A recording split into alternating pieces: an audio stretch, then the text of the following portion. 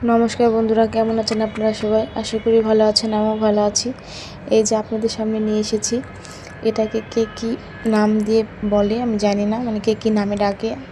অনেকে বলে ছড়া পিঠা, অনেকে বলে চুষি পিঠা, অনেকে বলে কাটা পিঠা, অনেকে বলে সিমাই পিঠা।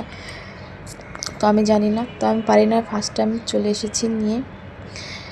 আর মানে বানাতে পারি না, সেজন্যই বড় বড় করে কেটেছি। বানাতে পারলে আর একটু ছোটো ছোটো করে কাটতে পারতাম। ফার্স্ট টাইম, তাও যতটা হয়েছে আমার মনে হয় ভালোই হয়েছে। তো প্রথমে পিঠাগুলো কেটে তারপর দুধটা জাল করে নিয়েছি। এখন এই যে পিঠাগুলো দিয়ে পিঠাটা রান্না করে নেব। আর পিঠাটা আমি কিন্তু চিনি দিয়ে রান্না করব, আর আমার ঘরে গুড় নেই। তো পিঠাটা আমি রান্না করি, তারপরে তোমাদেরকে ফাইনাল লুক দেখাবো। পিঠাটা আমার মা অনেক ভালো বানায়, আর মা অনেক ছোটো ছোটো করে কাটে। মুখে দিলে মনে হয় না যে কিছু খাচ্ছি, আমারটা তো মুখে দিলে একটু একটু মনে হবে যে পিঠা খাচ্ছি।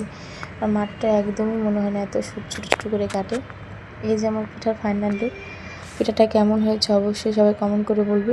মনে হচ্ছে না আমি গুড় দিয়ে রান্না করেছি, কিন্তু না, আমি পুরো পিঠাটাই চিনি দিয়ে রান্না করেছি। আমার ঘরে গুড় নেই, মানে দুধটা আমি এত পরিমাণ জাল করেছি যে পিঠা কালারটা মনে হচ্ছে গুড় দিয়ে রান্না করেছি। একটা ক্রিমি ক্রিমি ভাব চলে এসেছে, আর আমি একটুকু জল দিইনি।